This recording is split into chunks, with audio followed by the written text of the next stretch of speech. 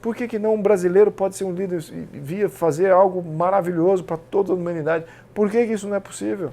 Na sua cabeça, porque o seu pai, sua mãe, o seu ecossistema é um ecossistema podre, derrotista, para baixo. O meu não foi assim, eu não vou tolerar isso.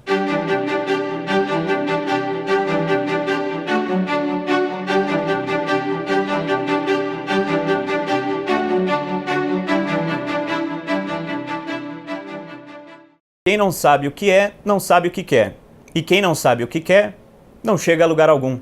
Assim escreve Dom Luiz Felipe de Orleans e Bragança em seu livro Por que o Brasil é um País Atrasado.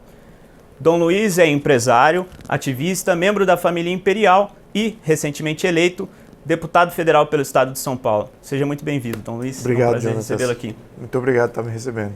O senhor foi recentemente eleito deputado federal pelo estado de São Paulo, com uma votação razoável, mais de 100 mil votos, mas é possível que parte do nosso público não conheça a amplitude do seu trabalho, como o senhor virou ativista e chegou até aqui. Então, se o senhor puder explicar rapidinho para nós? Bem, eu me inseri no contexto político exatamente pela indignação que eu estava vendo de 2014, que vem aí das mobilizações de 2013. 2014 já estavam mais pontuadas e indignação a primeiro ponto, depois uma frustração que os nossos ativistas, apesar de existirem, de ser uma dádiva divina, da gente estar com um país com amplo número de ativistas aí capazes de fazer uma grande mudança, a gente não está aproveitando o momento para pontuar os problemas de sistema. Eu tenho insistido na questão de problemática de sistema e desvincular de partidos e pessoas que também tem sua culpa, não tenha dúvida, mas o sistema que permite surgir um partido dos trabalhadores e aparelhar todo o Estado, é o sistema que permite um presidente como Lula roubar tanto quanto roubou, o sistema que permite você ter aí centenas de corruptos, até milhares de corruptos com volumes astronômicos de dinheiro em seu comando e sem nenhuma transparência, sem nenhum freio. Então, isso estava me indignando e, ao mesmo tempo, eu fiquei frustrado que a gente não estava falando que é o sistema que cria tudo isso. Então, todo o meu ativismo tem sido em pontuar as questões de problemas de sistema que a gente tem. Então, esse tem sido o meu ativismo. Então, acho que a minha campanha política seguiu essa mesma linha. A gente pontua aqui que agora, com o governo Bolsonaro, é fundamental porque ele vai manter o sistema aberto para que a gente possa fazer as mudanças certas. Se fosse o outro candidato, o Haddad, como a gente tem visto no seu plano de governo, o sistema político ia estar muito mais fechado para qualquer tipo de mudança. Apesar deles conclamarem que vai ser democracia, coisa em favor do povo, talvez numa definição muito específica deles, eles são democratas, mas na nossa aceitação do contexto do que é ser democracia, é exatamente o oposto. Então, sim, um modelo e sobre a jurisdição do Jair Bolsonaro, a gente vai ter ainda amplitude para a gente mudar o sistema para uma coisa muito melhor, muito mais representativa, muito mais democrática. Entendi. E o senhor então saiu da posição de um empresário que se revoltou com a falta de interpretação desses ativistas em apontar o sistema que é todo travado, e isso culminou no seu livro. Sim, eu teve um processo aí durante essa evolução, tanto dos ativistas quanto a minha própria evolução, de aprender e ler mais sobre o Brasil, as constituições e tal. Eu não sou jurista, então, os últimos 4 anos eu diria que eu me tornei um autodidata em algumas coisas com relação a isso. Então, nesse processo, montei várias apresentações para os ativistas. Então, todos aqueles pontos que são fundamentais de quais são os pilares do nosso problema, eu pontuava em partes específicas da apresentação e, eventualmente, eu traduzi isso no livro. Cada apresentação, eu havia notado que havia um grupo de ativistas ali, de umas 10, 15 pessoas, que estavam em diferentes movimentos, mas que toda vez que eu ia me apresentar, esses 10, 15 pessoas estavam lá. E eu estava falando, na minha cabeça, eu estava falando a mesma coisa. Mas, claro que nenhuma apresentação é igual a outra. E, óbvio, que o conteúdo que eu estava trazendo não era muito mais amplo do que o conteúdo daquela 1 ou 2 horas que eu passava com eles expondo o problema. Então, gerou a necessidade de um livro para você poder aglomerar aqueles conteúdos que estão, de fato, ali, que fazem parte da narrativa e que ajudam você, a qualquer ativista, seja agora, seja no futuro, quando pegar o livro e ver, olha, qual é o problema brasileiro, olha como é que a gente tem que evitar, ao que a gente tem que evitar que o sistema evolua, olha que mecanismos a gente tem que colocar para que o nosso sistema seja um sistema melhor, mais representativo, muito mais transparente. Então, é isso que eu tenho feito. Então, o livro eu diria que é o final de um ciclo de apresentações. Certo. E o livro foi lançado ano passado, não é? E um ano depois o senhor se elegeu deputado federal com esse discurso, um discurso bastante técnico, né? Sim. Diferente de muito do que a gente viu por aí. Sim. E aqui o senhor, inclusive, contrapõe a Constituição de 1824 com as nossas outras constituições da República, especialmente pós-34, com Getúlio Vargas.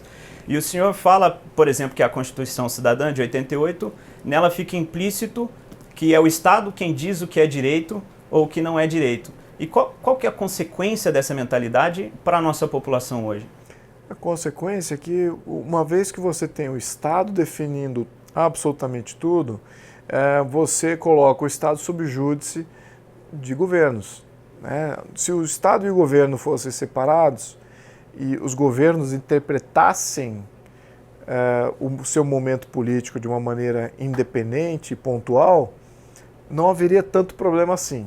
Mas o que acontece é que o nosso sistema ele junta os dois, Estado e governo, é a mesma coisa. O presidente ele é o chefe de Estado e o chefe de governo. E ali ele nomeia para agências de Estado, ele tem poderes nominativos e de influência direta em várias partes do Estado. Então o Estado não é independente do governo.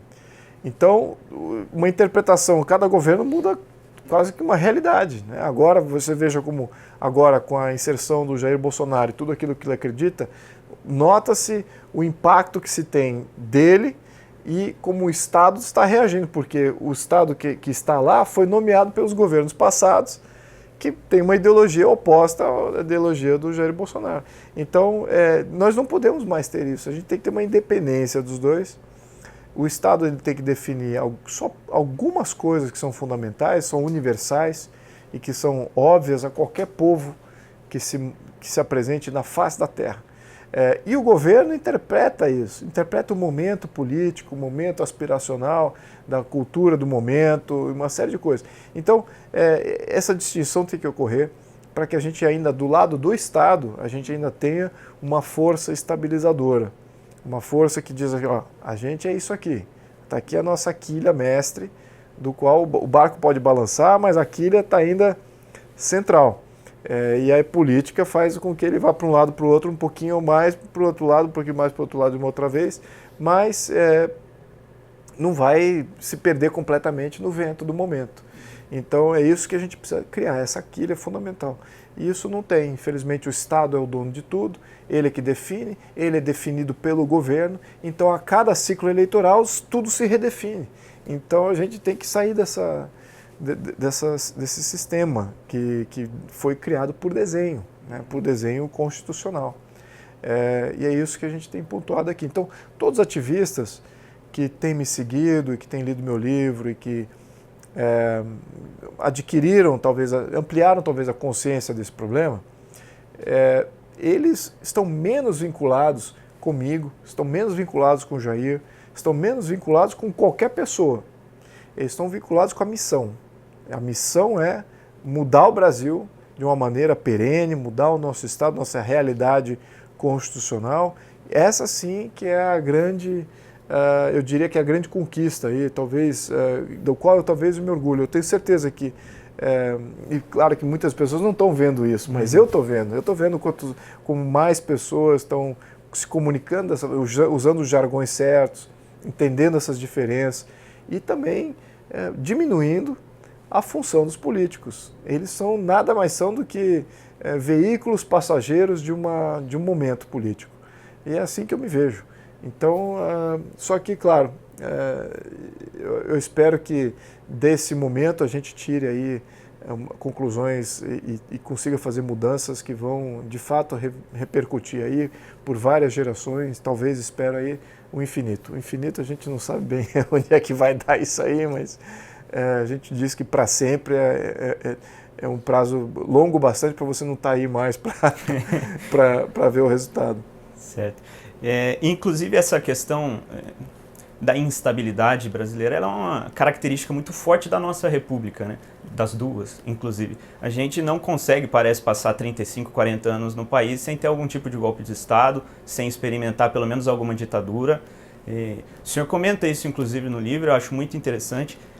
E o senhor traz dois exemplos que estão muito claros no imaginário coletivo brasileiro. João Goulart, em 64, e a Dilma Rousseff, agora. Sim. O senhor comenta, inclusive, que é uma questão, e aí bem a cara do seu trabalho, como o senhor está dizendo, de trazer a questão técnica, mostrar a importância do sistema, que o senhor comenta que uma Constituição não interventora, ela não impede que um governo que pregue mais intervenção chegue ao poder. Exatamente. Mas ela tem ferramentas que impedem um governo totalitário. Enquanto uma Constituição mais interventora, como é a nossa atual, ao encontrar um governo que pretende intervir mais, ele está no caminho do totalitarismo.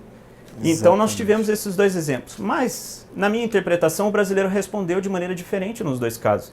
O senhor acha, pelo resultado do golpe em 64, né, da contra-revolução, e agora da gente ter eleito democraticamente um presidente, lutado contra a mídia, mesmo talvez em uma guerra aí desigual, mas ter conseguido vencer dessa maneira, que o povo brasileiro amadureceu com a experiência? Eu não tenho a mínima dúvida que sim. Eu acho que a mídia, antes, eu vejo até nessa evolução de 4 anos, tanto até num paralelo mais curto, num tempo mais curto aqui de 2014 até agora, 2018, final de 2018 que a gente está, vemos como tudo melhorou em termos de consciência popular e como nada melhorou em termos de Estado em representando essa consciência popular. Muito pelo contrário.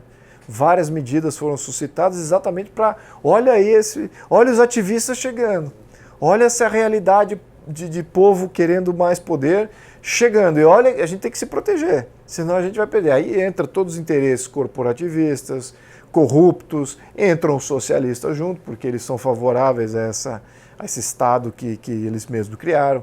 Então, entra todo um conjunto de pessoas de um lado, e contrário a essa população que quer mais transparência, quer saber para onde vai seus impostos, quer saber que acordos vão ser firmados em nome deles, para onde que está indo o nosso país, qual é a nossa missão. Eles têm, a população agora está com um senso de cidadania muito mais aguçado, de proteção daquilo que é o nosso país muito mais aguçado, não está perdoando políticos não vinculados a responder, ou ao menos querer responder essa missão e proteção daquilo que é nosso. Então, isso é novo, isso é totalmente novo. Antes, você tinha isso capturado dentro do sistema partidário, dentro das mídias, e aí criava o que eu chamo de democracia de massa, que é o que a gente precisa sair desse. Talvez o PT defina a democracia como eu defino como sendo democracia de massa. Talvez ele queira a democracia de massa. Eu sou contrário à democracia de massa. A democracia de massa é essa que desvincula o eleito do eleitorado. Ela cria uma horda majoritária e ela emascula essa ordem. Ela fala o seguinte, não é ordem, é horda, né, com H-O-R-D-A. E essa horda ela é mobilizada por grandes causas. E nenhuma dessas causas, cada eleitor é capaz de resolver. São problemas distantes, são problemas gigantes. E então o eleitor ele fica incompetente na sua percepção de poder resolver esse problema. Então ele delega poder a um líder forte que vai lá para o centro do país, em Brasília, e de lá ele vai fazer tudo, porque lá ele vai fazer um plano nacional que vai resolver todos os nossos problemas.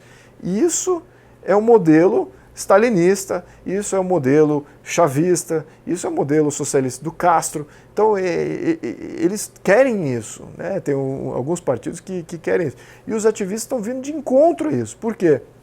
Os ativistas querem resolver seus próprios problemas. Eles sabem já fazer. Eles são líderes.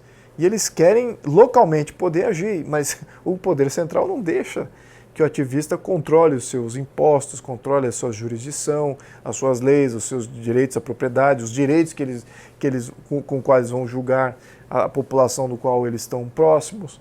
Então, leis penais, por exemplo, são leis federais e não leis locais. Então, a gente tem que localizar, né, esse novo ativismo, ele vem para localizar e instaurar aquilo que eu acho que é a real democracia. Né? A democracia do grego é poder distrital, é governo distrital. Então, acho que os novos ativistas vêm com essa mensagem, com essa visão. E isso é fundamental. Acho que a gente tem uma dicotomia aí apresentada bem, como é que eu diria, bem antagônica, mas que para mim está perfeitamente claro na minha visão de que lado que eu estou. Eu estou do lado dos ativistas, tá? Eu estou contra o poder central, contra o planejamento central, contra tudo que Brasília possa vir a criar de bom, mesmo que seja alguma coisa positiva. Vamos delegar para os estados e municípios, deixe que eles resolvam esses problemas, não cabe a Brasília, porque a gente sabe que toda vez que Brasília assume controle de qualquer coisa, aquilo se pereniza e depois, para tirar esse poder de Brasília, é mais algumas gerações aí de luta. É o Milton Friedman que falava, né? Não há nada mais eterno do que um programa temporário do governo. Exatamente. Então, de fato. E é interessante que o senhor tem falado de como o ativismo tem pregado um pouco mais de liberdade, mas ele tem pregado um pouco mais de autonomia, né?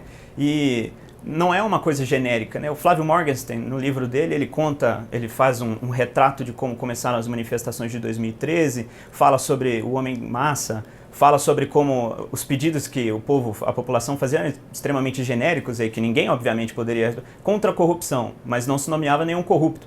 Então, como que se combate algo que não é objetivo, é uma né? ideia distante, efêmera. Então resta a ideia de terceirizar essa responsabilidade para alguém. Exatamente. E o ativismo de agora é contrário, né?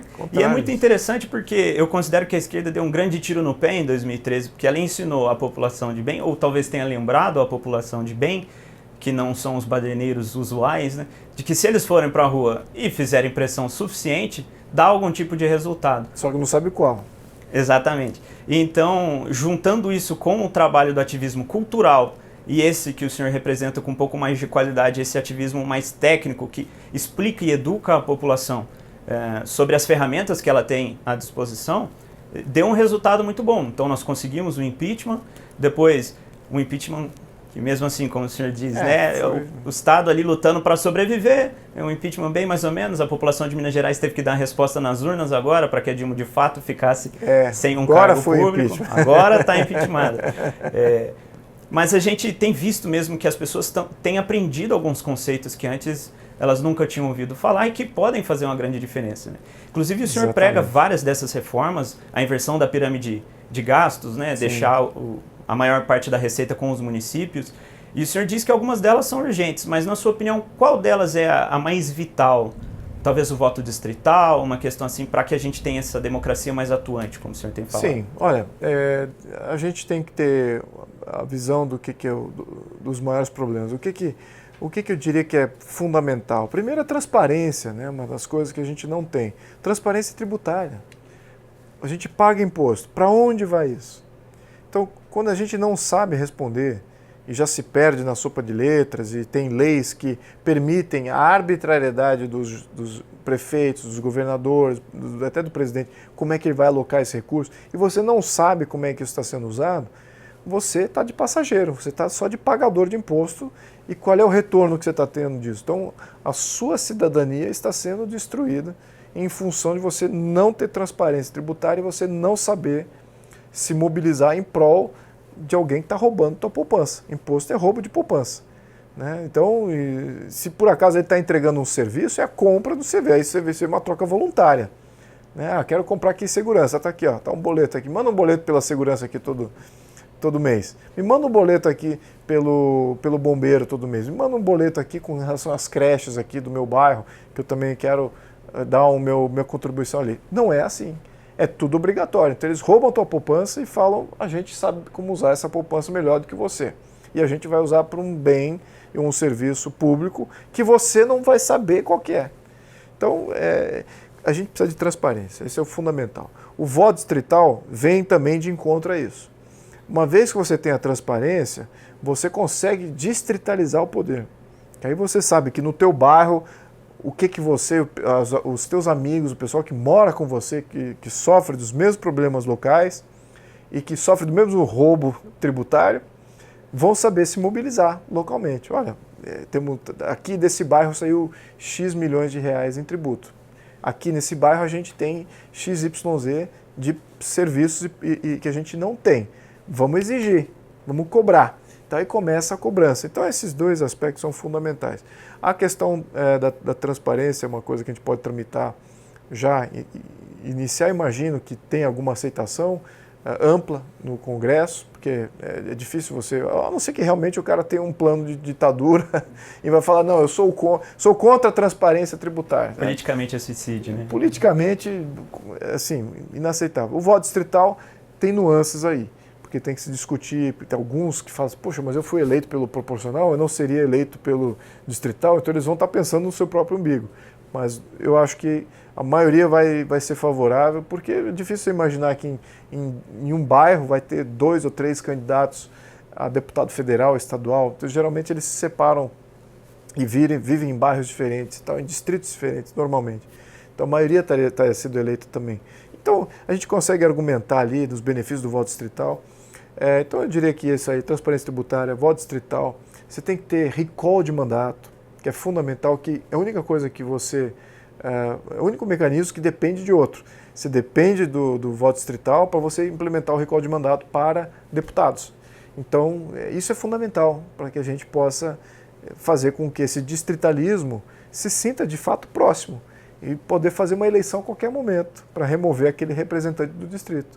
Isso é que isso é que aproxima o eleitor. E você tem outros mecanismos de referendar a população toda vez que o poder público vai criar mais poder para si próprio. Então você elegeu um deputado, você elegeu um poder executivo.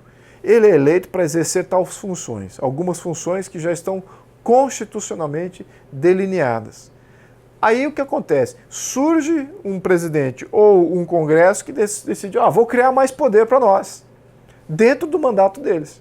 Mas não foi para isso que eles foram eleitos. Eles não foram eleitos para criar mais poder para si próprios. E eles podem muito bem criar mais poder para si próprios e nomear esses poderes. Então são poderes quase que eternos e tirânicos, eternos, desvinculados de eleição. E não foi para isso. Então, toda vez que houver uma criação de uma nova agência reguladora, criação de uma nova estatal, aumento de imposto, aumento salarial, você tem que referendar isso. Não era esse teu mandato original. E nós não temos esse mecanismo. É por isso que você vê aí deputados propondo aumento de salário, você vê aí presidentes e governadores e prefeitos propondo criar secretarias e agências de governo ao bel prazer. Então a gente tem que limitar essas iniciativas que é para se perpetuar. Né? Então, e disso vem todo um calhamaço de nomeações políticas para cargos que vão ocupar essa máquina que eles mesmos vão criar. Então isso faz parte do nosso problema. Então a gente tem que começar a interferir aí. Criando esses mecanismos, um ativista vai ter muito mais poder. Um ativista realmente engajado, líder, vai poder mobilizar e vai poder fazer mudança política de fora para dentro. E essa que é uma das angústias que eu tinha, uma das revoltas. Falei, como é que um francês consegue fazer, como é que um inglês consegue fazer um voto de não confiança? Até um americano no nível local, excetuando o poder federal, um norte-americano no nível municipal e nível estadual, tem amplos poderes para remover todo mundo que está ali. Remove secretário de segurança, remove bombeiro, remove prefeito, remove toda a bancada de vereadores, se for necessário. Nós, como ativistas, não podemos fazer nada. A gente tem que olhar o ciclo eleitoral, ficar olhando aqui 4 anos passar. Pô, o cara é corrupto, eu não quero mais ele lá, votei nele, quero ele fora. Não pode fazer nada. Ele o judiciário, que é outra parte do governo que eu pago, não tem nada ali no judiciário que recrimine ou que desabone ele do seu mandato. Então o mandato é dele. Mas o mandato foi meu, eu que elegi ele. Então a gente tem que voltar a essa realidade. E é isso que a gente está vendo, não é só no Brasil. É todo o Ocidente, é toda a democracia liberal, ela retrocedeu. Eu não diria que retrocedeu a palavra certa, mas ele evoluiu para essa democracia de massa que a gente está falando. que talvez o Morgenstern tenha colocado ali. Esse distanciamento, desvinculamento. E, claro, com isso vem a centralização de poder. Né? Você centralizou o poder e distanciou do fator gerador de tributo. Né? Então você ali faz qualquer coisa com aquilo. E chegamos num ponto que isso tem gerado consequências no mundo todo, e o mundo todo, principalmente, né, os poderes globalistas, eles têm ficado preocupados com essa reação. Desde o Brexit até as opiniões do Trump, que ele agora o Macron, que encontrou esse problema. A Hungria, que tem também brigado todo dia no Parlamento Europeu. Eles se cansaram, né, de ter burocratas que não foram eleitos lá mandando a Inglaterra fazer algo, a Hungria fazer algo, o pacto de imigração, né? Alguém definiu que a gente tem que receber e eu não tenho direito de escolher como. Direito universal, direito humano. E eu acredito que essa ferramenta que o senhor estava comentando, inclusive, ela pode trazer para o brasileiro aquela ideia que ele não tem de que o funcionário público é seu funcionário. Exatamente. Né? Que hoje, na verdade, pelo que você descreveu, nós elegemos nossos senhores de escravos durante 4 anos, nossos pequenos ditadores, porque uma vez que eles estão lá, eles são intocáveis. Né? Então eu não tenho nem como chamá-lo à responsabilidade, né? E uma vez que ele está lá para tirar também é uma dor de cabeça aqui. Aí tem todo o sistema que vai proteger ele uma vez eleito. E é isso que a gente tem que trazer esses mecanismos para a população. Uma vez que a gente traz o mecanismo, aí muitos parlamentares vão falar, puxa vida, a minha vida vai ficar complicada porque eu fui eleito aqui com uma margem pequena, vai ter mais pessoas se mobilizando. Eu falei, olha, se você é um cara legítimo, se você está fazendo uma coisa legítima, quem votou para você vai votar de novo. É só você não ter feito uma eleição fake, né? De ter proposto algo, de ter que. Eu espero que eu tenha, nesse meu processo eleitoral, ter criado um conjunto de pessoas que vão sempre votar comigo. Sempre, mas eu não posso trair essas ideias que eu coloquei em voga e para a qual eu vou sempre trabalhar. Não vou trabalhar para outras ideias contrárias a essas ideias que eu estou defendendo. E se eu fizer isso, com certeza vou estar traindo aqueles que me elegeram e certamente esses que me elegeram não vão proselitizar em meu nome nada disso. E muito menos o nome das ideias que eu estava ventilando, o porte não. Então a gente tem que criar esse vínculo de ativistas com as ideias, não com as pessoas, e cobrar dos representantes como se fossem funcionários. E eles têm que se comportar como tal e só vão se comportar como tal quando os ativistas de fato tiverem os mecanismos para tirar eles do poder. Aí eles vão passar a respeitar profundamente aí os ativistas, aqueles que os elegeram, e isso já existe. Essa nova leva de 2018, ela é fundamental para isso, porque eu vejo a preocupação, sobretudo alguns parlamentares do PSL com quem eu tenho lidado aí as últimas semanas, todos eles muito preocupados e querendo continuar com aquela chama de ativismo acesa, só que agora dentro do Congresso, e você vê como o sistema, várias propostas de antigos políticos, de outros blocos querendo se formar, já vão chamando, vão querendo trazer aí a velha política para dentro do jogo dos novos ativistas. Então, a gente tem que se blindar dessas forças o máximo possível e manter fiel aí a chama. E agora isso aí não cabe também a nós, somente a nós. Tem que os ativistas também estar cobrando com a mesma intensidade e com a mesma isenção e não se prestar à idolatria, que eu acho que isso que é fundamental. É quando você fala, você é o meu salvador, você é o meu... Esse messianismo tão presente na nossa história, isso é uma evolução que acho que a gente vai passar por isso ainda, a gente ainda tem um pouco disso, mas a gente vai eventualmente depurar isso para fora do sistema. E aí a gente consegue ter uma maturidade muito maior de foco na legislação, foco naquilo que afeta como que a gente se rege, e não é as pessoas, de novo, são as leis, os sistemas, aqueles que ocupam e manipulam essas leis que nos regem. Então é isso que é o fundamental. E partir do debate político para focar em legislação. Eu acho que é isso que é bacana. Você veja os ativistas da Europa, os ativistas dos Estados Unidos, por eles já fazerem isso e terem mais poderes, eles já fazem isso com mais tempo, eles focam o seu ativismo. Eles não saem na rua falando assim, em favor da democracia. Talvez, claro que a esquerda faz isso, porque ela é democracia de massa. Ela é democracia de massa. Mas aquele que não é da esquerda e que quer realmente fazer uma mudança, Ele sai, eu sou contra o projeto de lei número 445, que fala, que institui tal coisa. São muito específicos. Eles fazem campanhas na TV, não é? Então eles falam sobre a vitória na época do Bill Clinton tentou, no livro do David Horowitz, A Guerra Política, a Arte da Guerra Política, ele comenta sobre a vitória que, acho que 1/3 dos recursos financeiros que tinha o governo tentando fazer a propaganda em favor do Serviço Público de Saúde, os ativistas conseguiram vencer essa ideia por meio de um casal. Eles colocaram lá explicando as coisas, só que de maneira muito clara, mostrando quais seriam as consequências. É isso mesmo. E derrotou. Só o Obama que trouxe isso de volta quase 20 anos depois. É isso mesmo. Então, muito interessante. Essa que é a força do ativismo e eu acho que eu não seria político se esses mecanismos do qual eu quero implementar, e eu espero que outros parlamentares também queiram, eu tenho certeza que querem, alguma parte com quem eu conversei, eu não seria político se esses mecanismos já existissem no Brasil.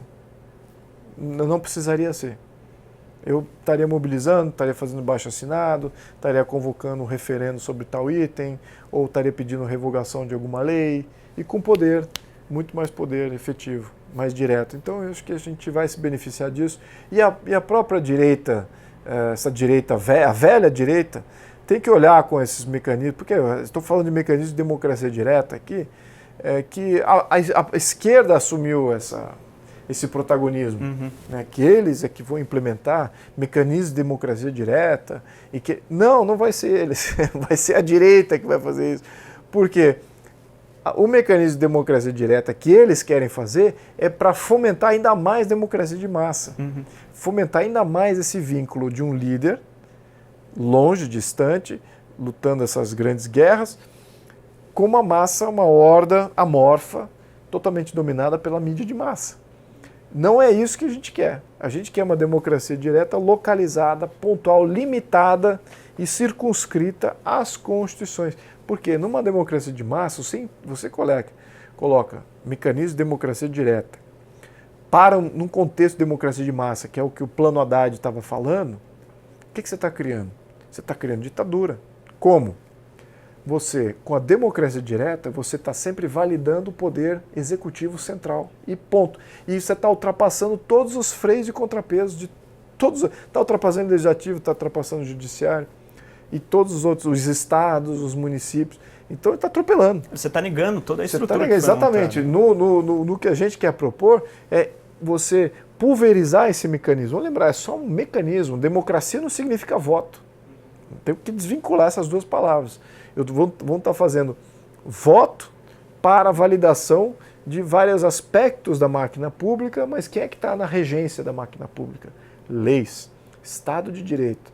Tanto que eu foco muito nesse uso de semântica. Eu não falo Estado democrático de direito, é Estado de Direito. Ou é a democracia ou é o direito que manda. Eu opto pelo direito mandar. A democracia, em toda a experiência histórica, quando ela era pura e restrita, sem freios, que é o que a esquerda está querendo propor, você termina numa tirania. Ela é o caminho para a tirania. É o caminho para a tirania, é uma democracia totalmente ampla e restrita, sem nenhum freio e contrapeso. Então, não é isso que a gente quer. A gente quer um Estado de Direito no comando e sim, que vai haver validação por voto de vários poderes dentro desse Estado. Tem um cientista político que é fundamental, que não é bem reconhecido aqui no Brasil, mas que foi fundamental na minha educação, chama-se Robert Dahl, e ele escreveu um livro que chama-se Poliarquia. Então, poliarquia é governo de várias pessoas. É o polis, arcos. Então, você tem vários controlando o poder. Não é uma pessoa. E também não é um grupo pequeno, como é uma oligarquia. Então, é uma poliarquia. Então, significa que tem mais validações por voto de poderes que são competidores entre si. E que nessa competição eles fazem seus freios. E claro que para você estabilizar tudo isso, somente com uma Constituição. Então essa que eu diria que é o arcabouço que a gente tem que resgatar para a gente, no mínimo, estar ao par dos países desenvolvidos. Eles já evoluíram deste mesmo conceito que eu acabei de te informar. Se você for falar assim, então existem poliarquias no mundo hoje? Existem. A França é uma poliarquia. Os Estados Unidos é uma poliarquia, a Alemanha é poliarquia, a própria Inglaterra é uma poliarquia. Você tem várias validações democráticas. A Suíça, então, nem se fala. Essa é uma das maiores poliarquias, né? Extremamente fragmentada. Então, por isso que é estável. Veja agora que estão removendo o Macron, estão removendo a Theresa May, estão querendo remover. Então, eles têm esses mecanismos. Então, isso é fundamental. Excelente. Não sei se foi claro aqui. Fica aqui a referência, a dica de leitura. Poliarquia do Robert Dahl. O senhor cita também, no livro que eu acho muito interessante, o senhor comenta sobre a baixa autoestima do povo brasileiro, dizendo que muito se diz e se repete na mídia, etc., que não funciona no Brasil. E a mídia constantemente fala, é culpa da cultura, é culpa do brasileiro. E que então o brasileiro tem uma autoestima muito baixa. E que talvez ele não esteja preparado, esse é o meu comentário, talvez ele não esteja preparado para algumas mudanças. Eu acho que um exemplo perfeito é o desarmamento. O fim do desarmamento, todo mundo fala, mas aí vai morrer todo mundo no trânsito, vai virar um caos no Brasil. Sendo que as pessoas não se lembram que o desarmamento é uma brincadeira de 20 anos atrás, não é um negócio tão antigo, e não era um bang-bang logo. Então, o senhor pensa que é vital restaurar a autoestima do brasileiro, contar para ele a sua história, etc., mostrar para ele o seu valor, para que a gente consiga levar o país adiante? Sim, eu acho que essa autoestima ela já está sendo reconquistada.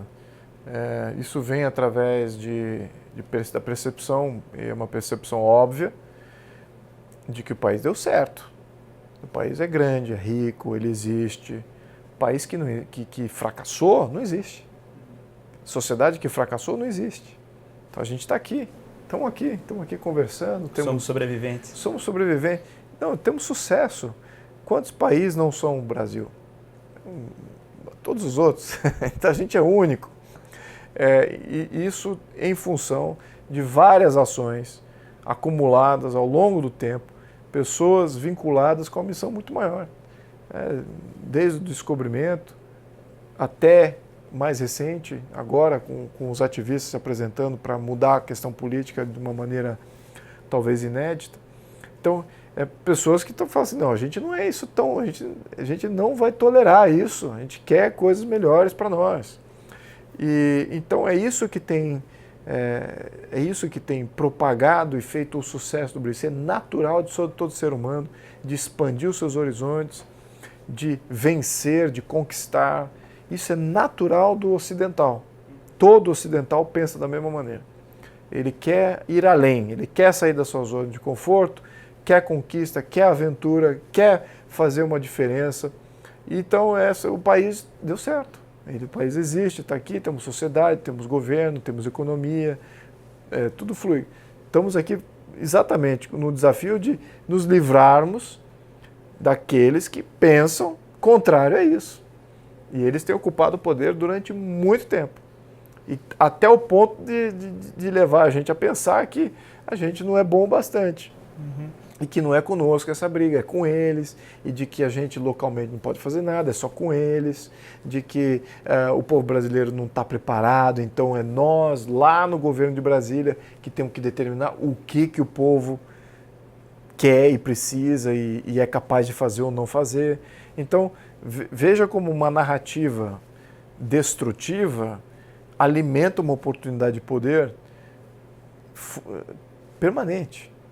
Então, no minuto que o povo adquire essa consciência, que isso também faz parte do jogo, essa narrativa de que, não, esse é o brasileiro assim, eu realmente, é uma das coisas que eu menos, quando alguém começa a descrever, porque no Brasil tal fulano, porque no Brasil não é assim, porque o povo brasileiro... Quando eu vejo que a pessoa começa assim, eu já desqualifico ela como uma opinião relevante. Porque eu contextualizo o que ela pensa dessa maneira exatamente porque ela também tem sido alimentada dessa narrativa. Então é um comportamento adquirido, é um comportamento alimentado pelas mídias, pelas novelas, pelos pais, pelas escolas, e isso tudo é controlável, a gente vê como é controlável. E porque não foi sempre assim, né? E é engraçado que qualquer pessoa, um brasileiro que vai estudar fora e etc., ele entra em contato com a percepção do estrangeiro sobre o Brasil, não o estrangeiro também idiotizado pela massa, mas o estrangeiro que teve a oportunidade de trabalhar com o brasileiro e etc., e eles são fãs do Brasil, da capacidade que o brasileiro tem de se virar, de criar, a engenhosidade do brasileiro, né? De trazer coisas novas que ninguém pensou. Exato, e de coragem, porque você imagina, para alguém que não conhece o Brasil e tem uma imagem de fora, sobretudo o norte-americano, acho que o europeu conhece melhor, mas o norte-americano médio não conhece o Brasil e acha acho que o Brasil é uma república de banana e com uma selva que domina tudo. Então ele, quando olha o Brasil, e você fala, não, vou do Brasil, nasci lá, então ele, puxa, que coragem que você tem de viver num país tão selvagem, então você veja que ele não vê como uma coisa negativa, ele vê, poxa, você tem virtude, você tem coragem de morar no Brasil. E que de fato com a nossa questão de segurança, a gente de fato está exercendo essa coragem. Agora, eu vou voltar aqui ao ponto do contexto de comportamento. Isso não é cultura. Tá? Isso é comportamento. Isso é um comportamento derrotista, é um comportamento de baixa autoestima. Isso é um comportamento. Comportamento é uma das coisas que alimenta a cultura, mas não é a cultura. A cultura é muito mais abrangente. A cultura tem religião, tem história, tem ética, tem moral, tem uma série de outros atributos que fazem a cultura. Mas o comportamento ele é o mais fácil de se controlar. Você controla o comportamento facilmente. Vou dar um exemplo aqui. É só eu colocar aqui vários radares eletrônicos nessa via, aqui uma via expressa qualquer, a 10 km por hora, todo mundo vai se comportamentar, vai ter um comportamento igual ali, vamos todo mundo respeitar os 10 km, se por acaso a multa for alta bastante. Em questão de instantes. Em questão de instantes. Mas eu não mudei a cultura. Então as pessoas acham que tem que mudar a cultura. Você tem que mudar o comportamento. É uma coisa que você... E para mudar o comportamento é tirar esses entraves que fazem com que a gente se comporte da maneira que a gente se comporta. A própria escola, tem uma série de coisas que a gente pode condicionar. Então, é claro que eu estou sendo interventor, né, do ponto de vista, então o Estado vai... Eu acho que as próprias famílias podem fazer isso. Isso é função da família, fazer essa educação, fazer essa orientação comportamental. Isso vem de pai, mãe, quem me dá confiança. Eu vejo algumas referências minhas particulares, eu vejo meu avô e meu pai. Eu vejo como pessoas que me dão muita confiança. Depois tem outros atributos, depois eu começo a pensar em minha mãe, aí depois eu começo a pensar na minha avó, em hierarquias de grau que fala assim, eu não vou me render aqui. Eu tenho fulano, eu tenho cicrano que me orientou, que eles não iam me deixar, eles numa situação similar, eles não iam se vender, ou eles não iam se colocar para baixo, se derrotar. Não são daqueles que regridem, né? Não são daqueles que voltam para trás, são daqueles que vão para frente, que enfrentam. Então eu tenho várias referências. Então isso e nenhuma delas é escola. Nenhuma fala, a escola me deu confiança. É a instituição, né? A instituição, é o Estado, nada disso. É uma coisa familiar. Então, se o brasileiro família, se no núcleo familiar você está ali criando seu filho, e eu acho que é aí que entra a força do norte-americano, porque eu sou testemunha disso. Aí, até com minha mulher, a gente fazendo viagem e tal, meu filho, ela engravidou nos Estados Unidos, a gente teve o filho aqui no Brasil. Eu quis que ele nascesse aqui no Brasil. Mas a gente volta e meia, a gente vai para lá e tal. Ela pensou, vamos educar o filho. Eu falei, não vamos educar o filho no Brasil. Mas aí eu mostrei, olha o que é legal do sistema educacional norte-americano. Aí ela foi lá ver as escolas, ela falou, nada demais, assim. Até em termos de padrão, você pega uma boa escola privada no Brasil, um padrão é comparável a uma boa escola norte-americana. Mas o que não é comparável é as mães. As mães são fundamentais. Eu falei assim, olha a mãe americana como é que ela se comporta. Ela exige do moleque. Ela fica em cima do garoto. Ela está criando um líder. Ela sabe, a missão dela é essa. A missão tem até um termo nos Estados Unidos, é Tiger Mom, é mãe tigre. Então ela defende o filho, ela quer ver o filho vencer, não tolera nada que não seja vitória. Então a criança nasce com uma liderança autoimposta do contexto familiar. Ela não vai se tolerar, ela não quer perder. E quando ela crescer, ela vai poder observar tudo isso e ela vai respeitar isso até o fim da vida. Exatamente. Eu acho que um exemplo muito bonito dessa questão que o senhor está falando é a história do Ben Carson, que até concorreu com o Donald Trump a eleição de presidente nas primárias em 2016, que ele é, se eu não me engano, o primeiro neurocirurgião negro dos Estados Unidos a atingir o patamar que ele atingiu. E ele tem um filme, um livro, chama Mãos Talentosas, e lá é possível observar o efeito, que até hoje é engraçado, ele respeita a mãe, ele chama a mãe para participar dos eventos dele, que a mãe dele influenciou na vida dele. Mãe solteira, foi abandonada pelo marido, mas não sabia ler, era analfabeta, obrigou os 2 filhos a lerem, a ir na biblioteca, a buscar informação e foi corrigindo os comportamentos deles, se manteve em cima e não formou poucas pessoas, né? Então o filho mais velho, se eu não me engano, é engenheiro top de uma empresa e o Ben Carson, ele foi o primeiro cirurgião que conseguiu separar gêmeos, né, com o cérebro grudado sem que falecessem. Então ele trouxe uma inovação para a humanidade e hoje é uma cirurgia de sucesso, trabalhosa, mas tem todo um procedimento que ele inventou que é de sucesso. Foi realizado aqui no Brasil, inclusive, recentemente um caso. Então, você cria pequenos heróis, né, com esse tipo de comportamento. Você falou a palavra mágica. Você tem que ter os 2 aspectos. Primeiro, você tem que ter a criação. Isso é fundamental que as famílias adquiram isso. Eu acho que elas estão adquirindo no minuto que você olha, você dá para ela e fala assim, você vem de algo bom. Você vem de uma história bonita. E mesmo que você seja um imigrante, eu já fui imigrante também, eu sei como é que é essa dinâmica. A esquerda não vai me dizer como é que o imigrante, o que o imigrante sofre. Eu já fui imigrante, eu já imigrei para os Estados Unidos, já imigrei para a Europa. Eu sei como é, claro, um contexto diferente, mas eu sei qual é a dinâmica. Mas eu olhava para aqueles países do qual eu estava vivendo, eu me tornava defensor. Eu me tornei defensor da Suíça, eu morei na Suíça um tempo, falei, pô, que espetáculo, olha como é que eles fazem assim. Eu valorizo o suíço e o comportamento, não quero que eles mudem seus comportamentos, aquilo que dá certo lá. Eu valorizo o norte-americano, olha que bacana como é que a sociedade deles é organizada. Igualmente a França, o norte-americano, claro que eu estou falando de 30 anos atrás, agora algumas delas, sobretudo a França, não acho que está muito boa. Mas existem exemplos ali de sociedades que dão certo e que criam, são genitoras de futuros líderes. Aí entra o segundo aspecto, é de você ter um Estado que é um Estado que ajuda, no mínimo ele ajuda, mínimo, não é ajudar paternalisticamente, ele ajuda não atrapalhando. E uma criança que é líder, naquele aspecto, um suicinho, ou um norte-americanozinho, ou um inglesinho, ele está livre. E ele vai ser, de acordo, exercendo a sua vontade de empreender, de fazer acontecer, não há limites. E aqui o que a gente tem?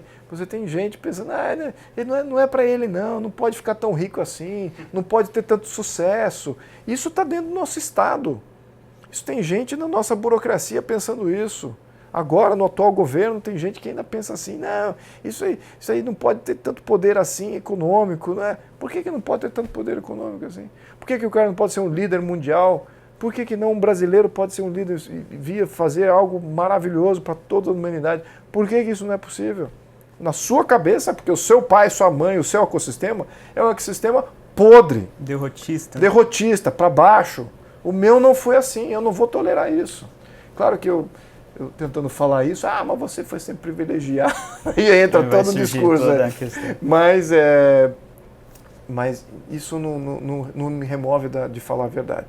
Porque eu tenho a consciência que isso existe, e não é só de famílias de privilégio, tem famílias de classe média baixa em mundo inteiro. Pelo contrário, a pessoa que ela tem um exemplo de conquista em casa, ela não vai aceitar nenhum discurso vitimista, porque ela viu acontecer. Eu tenho o exemplo do meu pai também, então que coloquemos aqui, né? Então meu pai, ele saiu de um ambiente rural, chegou a arrumar as coisas para dormir na rua, porque precisava de carona para se deslocar, quando não vinha, não tinha o que fazer. Trabalhou como autônomo, saiu na crise do Sarney, carregava 50 antenas para instalar e etc. E hoje eu fui professor também, meu pai é professor, fui professor de cursinho vestibular e tinha que escutar que o pobre ele não tinha nenhuma oportunidade porque ele não tinha capacidade de fazer isso. Isso sempre me incomodava. Porque como é possível você não ter capacidade? Não. Inclusive o senhor discute no livro, que eu acho muito interessante, o senhor diz que quando as pessoas elas veem um ambiente que as limitam, mas não por características próprias, mas é porque o ambiente é viciado, então a burocracia, porque as pessoas as roubam, a questão da violência é um grande exemplo, né? Ela fica mesmo com a autoestima baixa e, claro, fica muito mais suscetível à narrativa marxista. Então, E isso é muito observável. E meu trabalho, eu dava palestra e eu falava, pessoal, entra com os 2 pés no peito do mundo. Vocês não precisam de carinho de ninguém. Vocês precisam vencer, porque ninguém segura, certo? É isso aí. E pequenas vitórias no caminho, para você se sentir reforçado, que está no caminho certo. E isso o Estado brasileiro não permite. Ele vai querer te derrotar a toda etapa. Eu quero abrir empresa. Putz, aí já é uma briga. Já é uma briga. Eu quero agora contratar funcionários. Já é outra mega briga. Agora eu quero fazer lucro. Já é uma briga. Agora já é um pecador. Fiz lucro. Nossa Senhora. Aí você entrou no radar dos bandidos, já que você fez lucro com a sua empresa, você contratou gente, você empreendeu, montou negócio, fez uma patente, contratou gente, deu lucro, você é o cara mais odiado pelo sistema. Então tá errado.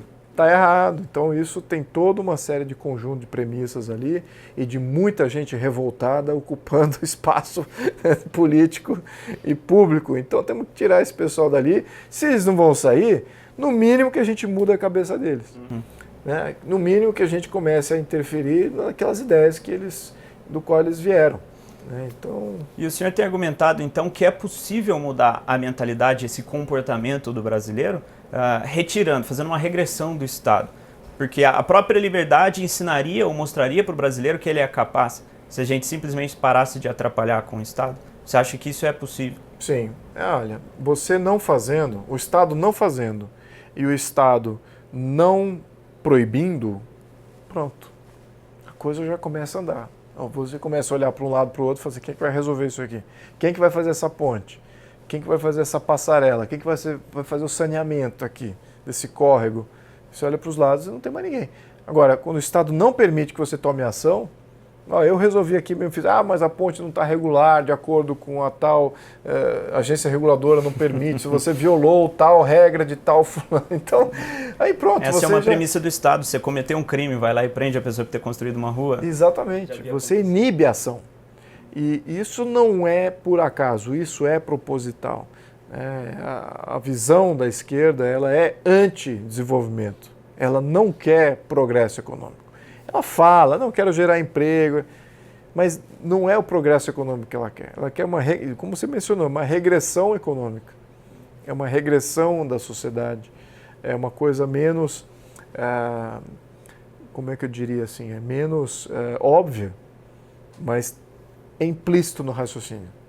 E esse raciocínio é menos óbvio para boa parte das pessoas, mas as elites que discutem o pensamento do que fazer do ponto de vista global, sobretudo aqueles que estão na ONU e nessas agências supranacionais, eles são contrários à evolução livre, espontânea, não regulamentada da sociedade e da economia.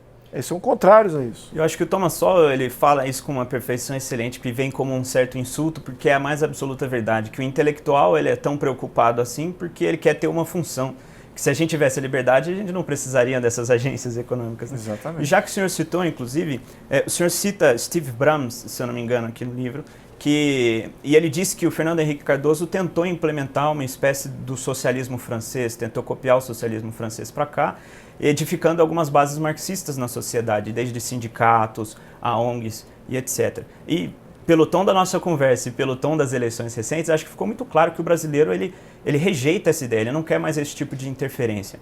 Como que o senhor acha que a gente pode reduzir essa interferência externa no nosso território? Eu acho que isso não vai vir de dentro do governo. Isso vai vir da pressão contínua e constante dos ativistas conclamando responsabilidade para si, conclamando o que é de seu imposto. Não tem outro jeito. O maior inimigo do socialismo é povo consciente e povo forte e confiante. Então, você fortalecendo a sociedade na sua incepção, no seu núcleo, em não removendo poupança, você remover poupança através de tributo, você está tirando poder das famílias. Potencial de escolha, potencial de aprendizado, tudo que ela pode usar esse dinheiro extra, poderia estar usando nessas coisas. Então, mas não, o governo remove isso das famílias e, enfim, some com o dinheiro. Então, no minuto que você reforça, a riqueza é importante. A geração de riqueza e o ativismo da população protegendo essa riqueza própria e sua liberdade de gerar riqueza, isso é o que tira.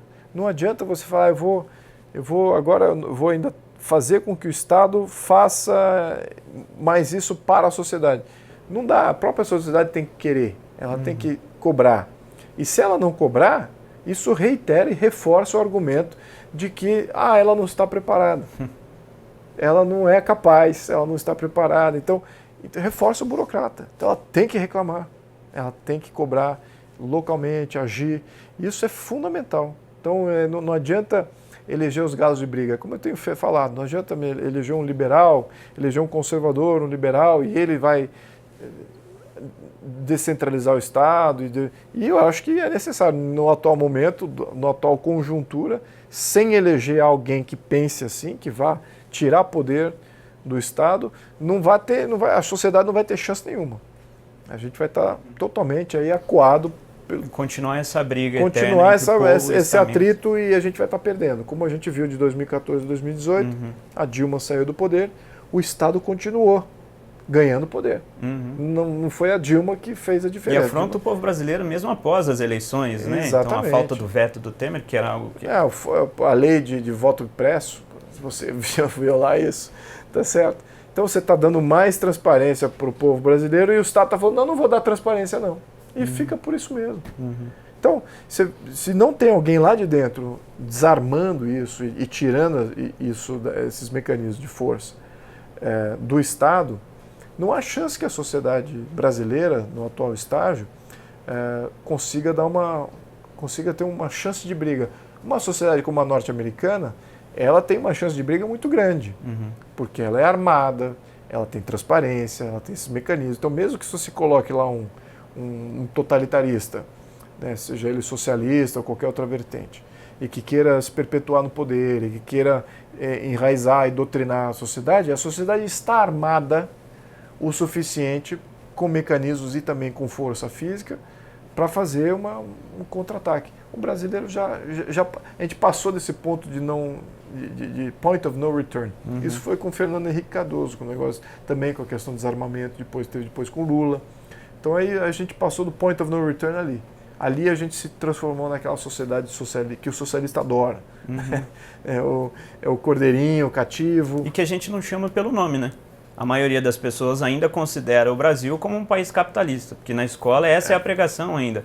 Então não, isso é um problema, precisamos de mais Estado, enquanto a nossa economia é uma das mais fechadas do mundo. Exatamente. Interessante. Um último comentário que eu gostaria de fazer, Dom Luiz, no seu livro o senhor fala sobre a fundação da República Romana, e o senhor comenta como houve uma certa competição, a estrutura que foi formada gerou uma certa competição entre os servidores por prestação de serviços públicos, uma disputa de interesses públicos, como se diz? É uma disputa de honra. Serviços cívicos, eu acho que você chama no livro. E eu entendi que, na verdade, a República Romana, então, ela teve sucesso por filtrar os patriotas para colocar nas posições de ação.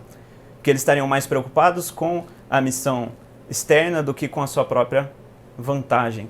E eu fiz também um paralelo com as eleições de agora, que nós elegemos, acho que, o maior contingente de militares desde quando nós não escolhíamos tantas pessoas assim. Você acha que essa é o fato, porque tem mesmo um paralelo entre a visão de alguém patriótico, que ele vai fazer um serviço melhor, e é por isso que o brasileiro confia tanto no militar, e por isso que ele elegeu dessa vez? Olha, é importante ver a fundação da República de Roma, porque ela foi formada contra uma tirania. Existia uma tirania das monarquias etruscas, e o romano, que era essencialmente um povo fazendeiro, se organizou belicamente. Os grandes fazendeiros viraram generais, e eles se mobilizaram aqueles embaixo dele como soldados, etc. E então, dali se criou uma elite bélica pró-povo e propriedade. Então, e esses que se revoltaram contra o sistema. E naquele momento, eles tinham muito medo de, agora vamos fazer colocar um rei, tiramos aqui um modelo monárquico dos etruscos e vamos colocar aqui então um rei. Nós falamos, não vamos colocar o rei. Vamos colocar outra coisa, menos o rei, vamos fazer aqui uma coisa. E fizeram a República. Fizeram a República Romana. Aí mas ficaram preocupados, porque como é que a gente se organiza? Eles eram fazendeiros. Imagina então, imagina se você acha que um fazendeiro hoje, num contexto do século XXI, não tem as capacidades de fazer governo, você vai para trás então 3.000 anos. Né? O que eles tinham lá? Então você imagina que, por isso que eu digo, isso é inato, a organização humana é inata, ela já está dentro de nós. Não precisa estar com esse conhecimento todo, ser uma pessoa extremamente inalcançável. Não tem essa cultura toda, não li tanto livro. É inato, a organização política, as nuances, tudo é função de você ser um ser humano. Você estando em sintonia com isso, as coisas vão fluir. Bom, então, naquele contexto, eles enviaram 3 emissários para a Grécia Antiga. Eles observaram Esparta e observaram Atenas. Como é que eles se organizavam, qual que é melhor. E eles sintetizaram os 2 modelos. O modelo ateniense, que é altamente democrático, você tem poder dos distritos, etc., e voto para tudo. E o modelo espartano, que era organizado por uma elite bélica, e extremamente estoica e extremamente, tá aí o termo, espartano. Você não tem nada. Então o espartano, ele tinha um escudo, uma roupinha e dormia junto com os outros espartanos. Ele era propriedade do Estado. Então é bem diferente as duas percepções de Atenas e de Esparta. Então eles juntaram essas duas consciências, os modelos políticos e fizeram a República Romana. Então de Esparta eles pegaram os 2 reis e transformaram em 2 cônsules. E quem são esses cônsules? É um Senado romano, que são todos os generais de guerra, e cada ano você nomeia 2 para que nenhum tenha o poder. Mas isso vem do modelo espartano, que não era um modelo republicano. Era um modelo monárquico, só que era diárquico. Eram 2 reis espartanos. Então eles absorveram esse conhecimento dali. Muito bem. Qual foi o elan? Eu adoro essa palavra eu vou usar muito. A razão de vida deste modelo. O porquê disso tudo? Porque ali houve uma revolta bélica de generais que sabem fazer guerra, todos sabiam matar, e agora estão nomeando 2 dentre os iguais. Então 2 dentre os iguais agora são cônsules. Então tudo era honraria. Você ser um senador, você estar naquela posição, você é um defensor do seu país. Você é um defensor do seu povo, da sua propriedade. Isso é enaltecedor já o bastante. Isso te coloca numa posição superior. Ai de você ver um traidor desse intento. Ai de haver traidores disso dentre vocês. Mais tarde, só para ter um exemplo aqui, que houve, claro, usurpadores, tentativas de usurpar o poder, e os próprios senadores acabavam com aquela brincadeira. Todos eles sabem matar, vamos lembrar.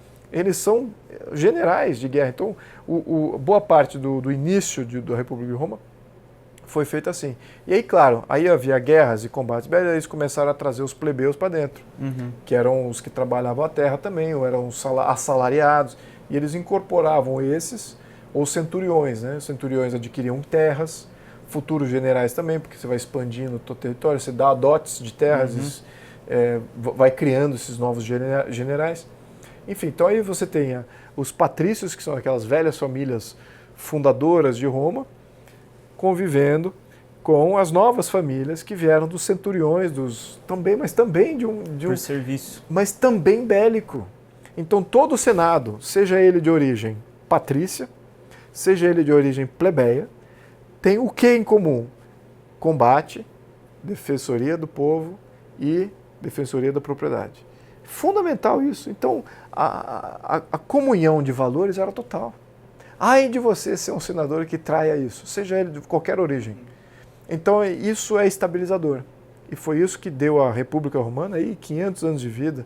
Claro que nos últimos 100 anos já estava se deteriorando, já estava entrando no modelo oligárquico. Né? Já deteriorou para o modelo oligárquico. Né? Grupos começaram a dominar o sistema todo. E aí, eventualmente, mas ainda no final do República, mesmo no final da República Romana, você tem os patriatas, se eu não me engano, eu esqueci o nome do movimento, mas era um movimento de senadores, ainda com um viés histórico de resgate dos valores antigos formadores da República Romana, contrários à concentração de poder. E foram esses que mataram Júlio César. Não é que eles mataram Júlio César por inveja, não, eles mataram porque você está concentrando muito poder, você é ruim para a República. Você não pode se tornar um ditador, você não pode fazer isso. E o Júlio César estava querendo exatamente fazer isso. Por razões certas e por razões erradas ao mesmo tempo. Né? Por isso que daí a polêmica. De um lado, o Júlio César era visto como um salvador da República, porque ela já tinha deteriorado num contexto de guerra de facções, de oligarquias. Ele trouxe a ordem. E ele trazia uma ordem e ele era o cara que rompia com isso. E também distribuía as terras, né, o que não estava sendo mais distribuído porque os senadores se tornaram avarentos, né, começaram a querer só o poder econômico e não representar essa real república tal qual ela tenha sido fundada. Então o Júlio César vinha com essa missão. Mas ele concentrou o poder. Aí criou um grupo de outros senadores que acabou com essa...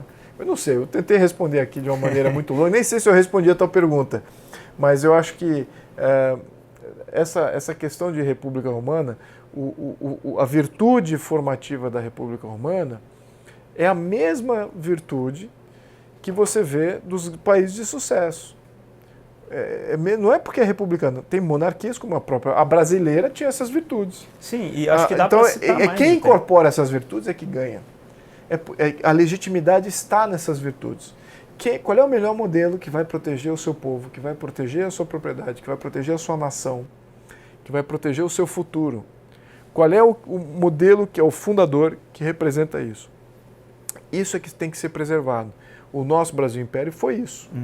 O nosso Brasil República não foi isso. Foi contrário a isso. Por isso que a nossa República não tem virtude e porque o nosso Império tem. Agora, eu tenho que reconhecer, tem repúblicas, como a República Romana, que teve virtude na República, assim como alguma República Norte-Americana teve virtude na República. Agora, algumas na França, diria que não. Algum movimento republicano na França, diria que talvez o primeiro intento, sim, né? O rei não estava se comportando de uma maneira patriótica, o Luís XVI. No entanto, foi uma revolução republicana que foi muito além da conta. Então ali teve virtude, sim, no intento, mas depois na aplicação se perdeu completamente. E a França é o resultado disso. Depois houve restauração monárquica, algumas, né, depois. Então a França se perdeu nesse processo. Já a Inglaterra não. A Inglaterra teve um momento republicano com Cromwell, mas aquilo faltava essa liga. E aí voltou a se restabelecer uma monarquia mais limitada, depois de Cromwell, 1680 e alguma coisa. E aquela monarquia mais limitada que a gente vê até hoje, na Inglaterra. Que é estável e que inclusive há esse sentimento de patriotismo até hoje, né? Então os príncipes fazem um serviço militar, né? Os dois filhos do Charles são militares. O rei espanhol atual é militar, o rei belga também. E no próprio Estados Unidos, que era um outro exemplo agora no caso de uma república, se eu não me engano, Donald Trump... Não, na verdade, talvez o Obama tenha sido o primeiro a não prestar serviço militar, né? Há muito qualquer tempo. tipo de serviço. Então, o Donald Trump, na verdade, eu acho que ele foi da Força Aérea. Então, todos eles tinham essa carreira, né? Passaram pelo Exército, foram homens de sucesso, então eles têm virtudes, agora eles podem assumir a nação. Diferente aqui que a gente escolheu um líder sindical, cuja única virtude era atrapalhar a produção. E se você for ver os líderes socialistas, pode ver o atual primeiro-ministro lá do Canadá, assim... Qual o currículo dele? Fazia mobilização social, representava temas assim. Sabe, você compara isso a um executivo de empresa, a um cara que empreendeu e fez qualquer coisa, criou valor. Não tem comparação. Então, isso é que esse tipo de aberração política, como você eleger um líder sindical, ou eleger um Trudeau, ou eleger um estilo mais populista de vínculo social, isso é o fator que a gente está mencionando da democracia de massa. Só de uma democracia de massa... Um sintoma de algo errado já. Exatamente. Você elege poste que nem a Dilma, né, ou você coloca o Haddad como sucessor, que não tem legitimidade nenhuma. Então, você vê, assim, não importa o passado dele, se ele tem representatividade de fato, se ele fez alguma coisa, não importa. É a imagem, é o momento político, é o polimento da mensagem. E isso vale mais do que qualquer raiz que a pessoa possa ter. Então aí você abre a porta para qualquer tipo de aberração. O próprio Obama eu vejo como uma aberração do sistema. E foi feito em função do que os Estados Unidos também está deteriorando para uma democracia de massa. Sim, está centralizando o poder, e a centralização de poder é um sinal de democracia de massa. Quanto mais democracia de massa você tem, mais poder concentrado e centralizado você tem. Isso você diria a falta de vigilância da sociedade permitir que isso aconteça. Exatamente. E falta de vigilância do crescimento do poder central e da grande mídia e de todos os mecanismos que reforçam o poder central. Então ali eu acho que os Estados Unidos foi muito gradual, mas foi. Mesmo que tenha começado com um poder central muito pequeno, quase nada. O Brasil, o Império, era muito mais forte do que Washington DC, que o poder do presidente de Washington. E o país, Brasil, era muito mais hábil em se proteger durante o século XIX do que os Estados Unidos foi. Os Estados Unidos foi invadido por vários ali, começando pelos ingleses. Os ingleses desde a guerra... Chegaram a queimar a Casa Branca? Pois é, desde a guerra de independência dos Estados Unidos, os ingleses ali navegavam tranquilamente nos mares norte-americanos, invadiam o Mississippi, o St. Lawrence lá por cima, sequestravam marinheiro, faziam de tudo. E aí teve uma guerra e continuaram fazendo depois da guerra, então não adiantou nada. Assim, tudo bem, aí é que está, acho que a grande síntese, né? Um poder, pouco poder central é positivo para você liberalizar as suas comunidades para empreenderem, fazerem e acontecerem. Ótimo. Agora, nenhum poder central não vai te proteger de um desafio que só um poder central é capaz de atender, que é uma questão de, por exemplo, uma outra nação que é organizada centralmente invadindo o seu território. Você não tem uma força bélica profissional capaz de atender o desafio. E isso talvez é um ponto aqui no Brasil. Acho que a gente tem isso, né? Tradicionalmente, desde 1824 a gente sempre teve isso. Até anterior a isso. Mas de 1824 em diante a gente só teve o reforço dessa força. Mas agora a gente precisa, no meu ponto de vista, sobretudo com as movimentações que você vê, de Venezuela, chegando, montando uma base nuclear, mísseis nucleares na Venezuela. Pô, isso para fazer coisa boa não é, né, vindo ali do Maduro. E você ter uma força bélica que não vê a sua missão em proteger povo na fronteira e fazer qualquer mobilização bélica para proteger o país, tem um descasamento aí de propósito que a gente precisa talvez realinhar. E eu não estou falando que os militares brasileiros hesitariam aí de vir de encontro, mas a gente tem que estar preparado para qualquer eventualidade. Veja como mudou rapidinho o balanço de poder, bastando 2 aviões russos com mísseis nucleares aterrissando num país vizinho. E qual é a nossa preparação? Que já é uma resposta à eleição do Bolsonaro, porque o discurso engrossou. Exatamente. A aliança com os Estados Unidos. Exatamente. A gente precisa do bastão para validar o discurso também. A gente precisa meter medo. Pode nunca exercer o terror, mas precisamos meter medo e muito respeito. É isso que a gente precisa. E todas as nossas forças armadas precisam estar preparadas para isso, a todo momento. Não é, porque desistir de algumas lacunas que tem que ser preenchidas. Não, tem que estar preenchido. Todas as lacunas têm que estar preenchidas, todas as eventualidades têm que ser mapeadas. E a gente ainda acho que não fez esse juízo de valor. Excelente. Dom Luiz, o papo está muito bom. Eu ficaria aqui mais umas 2 horas, até tenho outras perguntas para fazer. Mas considerando o horário, eu acho que é bacana que a gente concluísse por aqui. Mas antes, eu gostaria que o senhor desse uma última palavra para o nosso público, dizendo, vou me apropriar das palavras aqui do presidente eleito, considerando que agora estamos todos no mesmo barco. O Brasil agora tem um grande desafio pela frente. Estamos todos no mesmo barco. Qual seria o seu aviso aos navegantes? Aviso aos navegantes que a coisa mudou. A coisa mudou, tem gente querendo mudança. De fora do governo, agora tem gente dentro do governo querendo muita mudança. Então, é de se esperar que muitas coisas vão mudar.